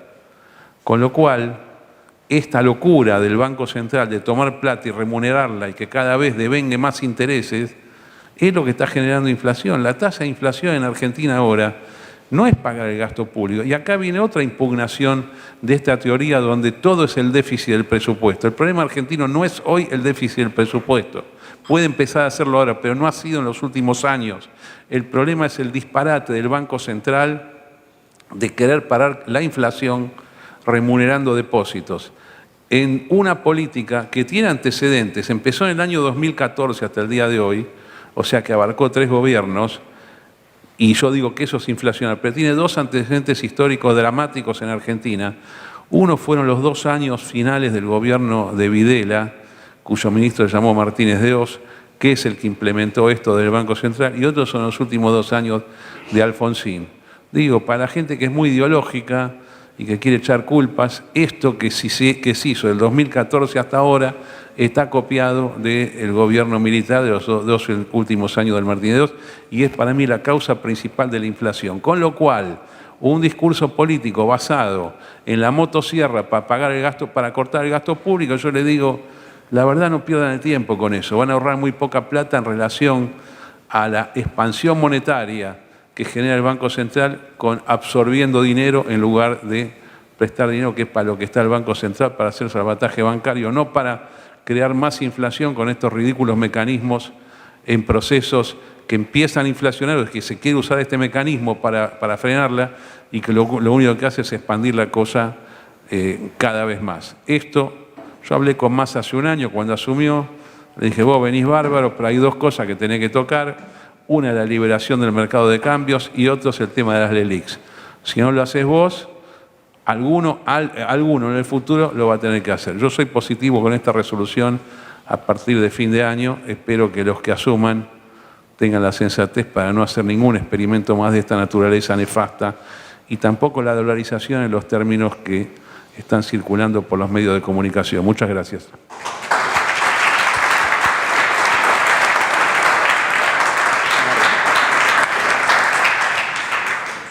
Bueno, vamos con el último tema. Ahí lo veo a Santiago Franchina, muchas gracias también, que tenía que estar acá, pero...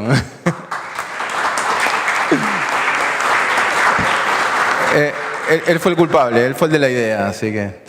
Bueno, en materia de apertura comercial, comercio exterior, a ver, ¿qué podemos decir? ¿Qué es lo que plantean los libertarios? De nuevo, estamos haciendo un análisis de lo que dicen, después lo que hacen, creo que eso quedó claro a lo largo de esta charla. Hay que ver qué es lo que finalmente se termina haciendo, pero hablan de una apertura total del comercio exterior.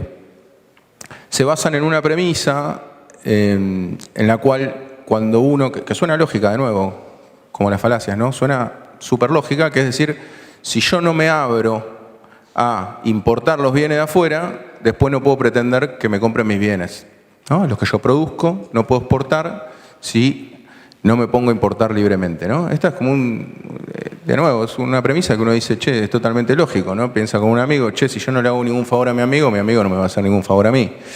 Bueno, cuando analizamos los datos de, a ver, cuándo nos abrimos más comercialmente, cuándo nos cerramos más, no hay ninguna correlación. O sea, no es cierto. No es cierto que cuando vos importás más, exportás más. De hecho, diría que podría ser exactamente lo contrario, porque el tipo de cambio competitivo justamente lo que hace es que vos generalmente exportás más e importás menos. O sea que esa relación que se plantea y que suena lógica de decir nos abrimos y va a funcionar mejor el comercio exterior, es falsa.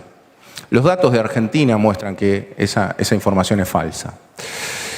Pero vámonos a decir, porque también es una postura muy fea también a veces plantearlo, o es una postura discutible, decir estoy en contra de la apertura comercial. No, a nosotros nos gusta comprar bienes, los bienes más variados, nos gusta poder exportar bienes, los bienes más variados. No es cierto que no sea un ideal a seguir estar en una economía abierta, una economía integrada al mundo. Lo que hay que tener en cuenta es que justamente lo que necesitamos es un plan industrial que lo que haga es que esta apertura no destruya las industrias que tenemos. Y si destruye las industrias que tenemos, no es solamente una cuestión de, este fulanito que tiene una industria y quebró la industria, che, qué mal, un capitalista más que le fue mal y no hay mayores problemas. No. El problema es que cierra la fábrica, que los trabajadores se quedan sin empleo y que esos trabajadores sin empleo van a buscar empleo y terminan pujando y compitiendo contra cualquier otro empleado de la economía, que lo que hacen es bajar el precio del salario. El ejército industrial de reserva. Entonces, si tenemos más desempleados, es una economía que no funciona, es una economía que no va, que no sirve, ¿no? Volviendo al ejemplo que dimos al comienzo de la economía argentina de comienzo del siglo. ¿Podría funcionar económicamente? Quizás podría funcionar. El problema es que quedan 30 y pico de millones de personas afuera del sistema. Entonces, ya somos la población, ya estamos en unos niveles de población en la que necesitamos estar todos trabajando y trabajando productivamente. Entonces, un plan industrial, ¿qué es lo que genera? Bueno, genera que lo que tenemos que hacer es hacer que estas industrias se vayan fortaleciendo a lo largo de los años. ¿Cómo? Bueno, eso es materia de hoy en día y podríamos criticarla, podríamos... me parece que ahí tendríamos que centrar los debates, pero bueno, estamos un poco en los debates un poco atrás en ese sentido, en cómo incentivar para que haya una política industrial seria. No podemos abrir una economía y que de golpe un producto de cualquier otro país destruya la industria local y nos deje con desempleados. Eso no puede ocurrir. Y esta me parece que es uno de los puntos, junto con el de la dolarización, más graves de lo que plantean los libertarios. Porque cuando se hace una apertura comercial así irrestricta, lo que vamos a tener son consecuencias muy, muy graves. Y a raíz de esto que necesitamos pensar qué hacer. Porque uno dice plan industrial, suena algo, ¿no? Bueno, hay que... Me acuerdo de algún político acá que hablaba también un poco difícil con respecto a eso. Vamos a lo concreto, ¿qué es lo que hay que hacer?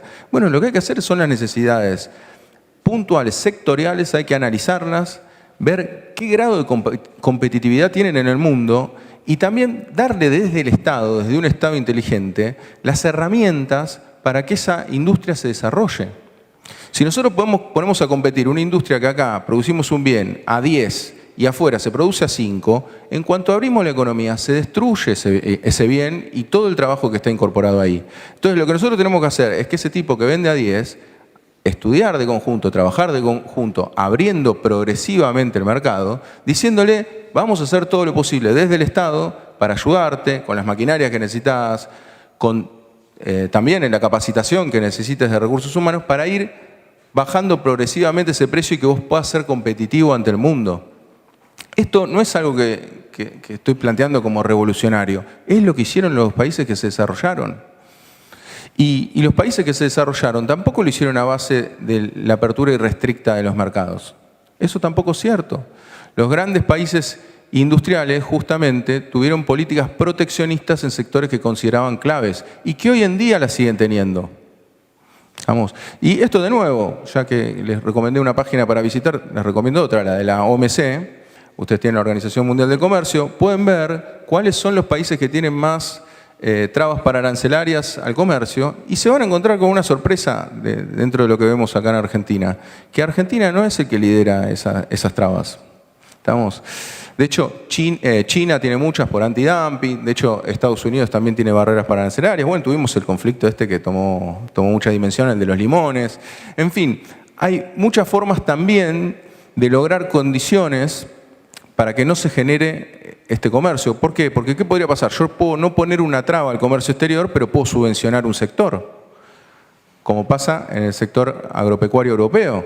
Si yo te doy una X cantidad de plata por plantar un determinado bien, vamos a decir así, tomates, lo que fuera, vos naturalmente los tomates te van a tener un costo menor y automáticamente ese producto vos lo puedes insertar en el mundo con mayor facilidad. O sea, que también mirar las trabas directas, ojo que podemos caer en la trampa de que si los estados subvencionan, también es una forma de hacer trampa bajo la lógica libertaria. ¿Vamos? Entonces, hay que tener mucho cuidado con esto. Me parece que es central la discusión acerca del comercio exterior y esto también nos introduce otras dudas que no las mencioné en la dolarización, que es, ¿y si la balanza comercial nos da negativa? Digamos, ¿de dónde vamos a sacar los dólares que necesitamos para compensar? Porque ustedes saben que generamos dólares, tenemos esos dólares que exportamos y tenemos los dólares que necesitamos para pagar las importaciones. Ese desbalance, ¿qué va a ocurrir? Van a faltar dólares ahí. No, tenemos una economía dolarizada, por ende el tipo de cambio se va a volver alto, se va a volver rígido. ¿Qué vamos a hacer con eso? ¿Qué vamos a hacer con quienes llevan los dólares por la economía extranjerizada que tenemos al exterior? Entonces, en definitiva, este faltante de dólares va a seguir siendo un problema en Argentina. No resuelve ningún problema la dolarización, no van a resolver ningún problema de la inflación. En el mejor de los casos podrán resolverlo a costa de miseria y no van a resolver el tema de la inserción de los bienes argentinos en el exterior, porque con esta apertura comercial van a destruir la industria ya débil que tenemos, porque no es que tampoco somos un país súper industrial. Y a su vez también con la dolarización, que tampoco lo mencionamos, ¿qué país industrial dolarizó? ¿No? ¿Qué país industrial dolarizó? Esa es una pregunta para hacerse, que no la pueden responder, porque no hay. Porque vos cuando tenés que apalancar tu industria, vos lo que necesitas es un tipo de cambio flexible, que lo que te haga es darte shock de competitividad. digamos, haciendo fluctuar el tipo de cambio. En cambio, de esta manera quedamos atados al desempeño de lo que haga Estados Unidos.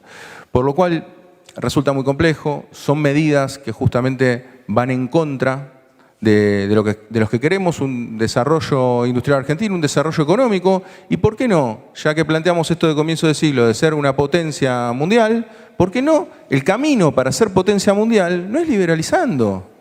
El camino para ser potencia mundial es tener una industria firme, una industria de pymes. Por eso son tan importantes las pymes. ¿Por qué son importantes las pymes? Porque emplean una mayor cantidad de gente. Si uno tiene por poner un ejemplo solamente, compiten los precios. ¿Cómo hacemos con los precios para que los precios bajen? Vamos a medidas bien concretas. Que compitan muchas pymes. No sé si tienen la posibilidad de, por ejemplo, ir a Italia, Alemania, Japón.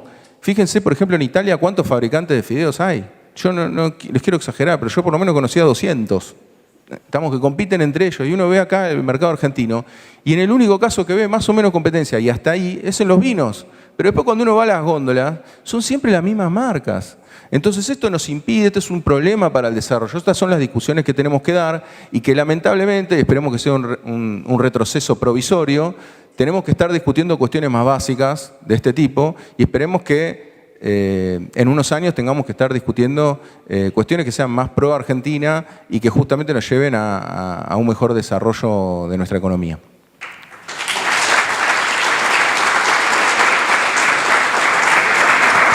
Bueno, muy brevemente, probablemente de los tres temas, este es aquel en el cual yo tengo más diferencias. Pero tengo soluciones también, Agostinelli. A mí me parece que gran parte de las preocupaciones que vos manifestás, que yo también las tengo, esta desprotección industrial argentina y esta desprotección histórica de los productos argentinos, tiene una causa que es monetaria y es cambiaria. Cada tanto tiempo viene algún gobierno que se le ocurre sobrevaluar el tipo de cambio. Es decir, pone el dólar peso para abajo artificialmente y el país se torna no competitivo de esa manera. Si vos dejás flotar el tipo de cambio, que es el sistema monetario internacional que rige, automáticamente se va a equilibrar todo y eso va a ser una barrera de protección automática que no necesita de mayores ayudas. Si vos dejás flotar, dejás pasar y vas a ver como la eficiencia económica argentina, que para mí potencialmente gigante, va a hacer que lo más eficiente sea fabricado acá, inclusive un montón de productos industriales. Pero así todo, si no hubiera acuerdo con esto, yo no tengo ningún problema en recurrir a aranceles específicos para ciertas actividades. Es decir, la protección arancelaria, la protección de las importaciones, hay dos formas de lograrla. Una con tipo de cambio alto o bajo según el momento y otra con aranceles. Yo quiero negociar con vos, vamos a suponer que estamos acá en un gobierno, yo te digo, Agostinelli, dejemos el tipo de cambio fluctuar, decime dónde querés poner arancel y yo firmo. ¿Está bien? Gracias a todos.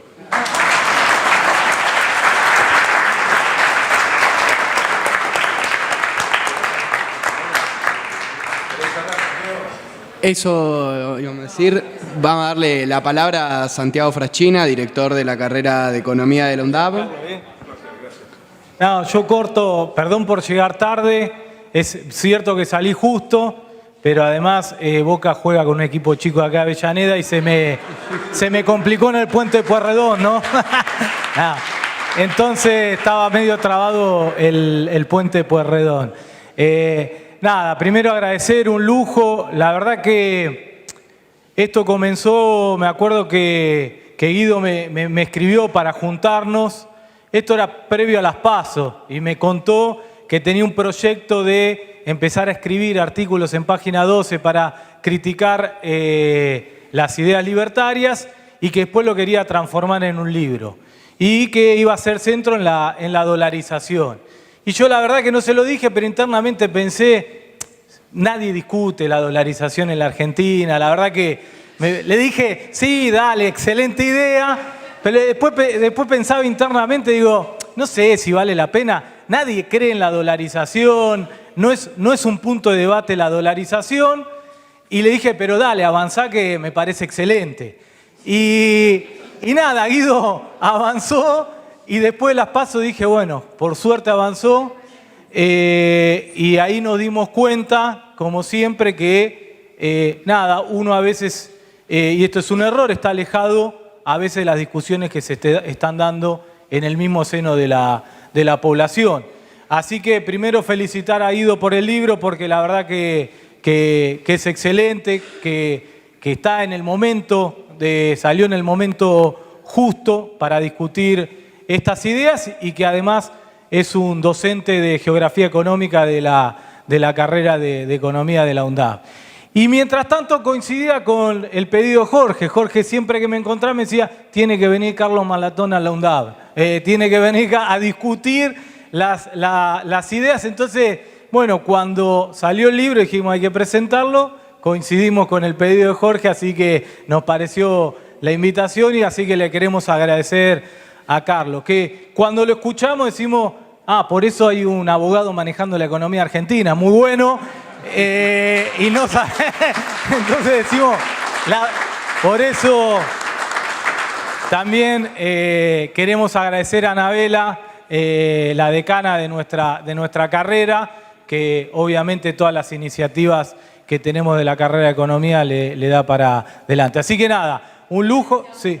Bueno, iba a llegar. Así que nada, agradecer a todos, a Guido, a Carlos, a Jorge, ¿sí? A Anabela, y la verdad que nada, un lujo tener este tipo de debate, estos libros en una universidad pública nacional como es la Universidad Nacional de Avellaneda, ¿sí? Muchísimas gracias.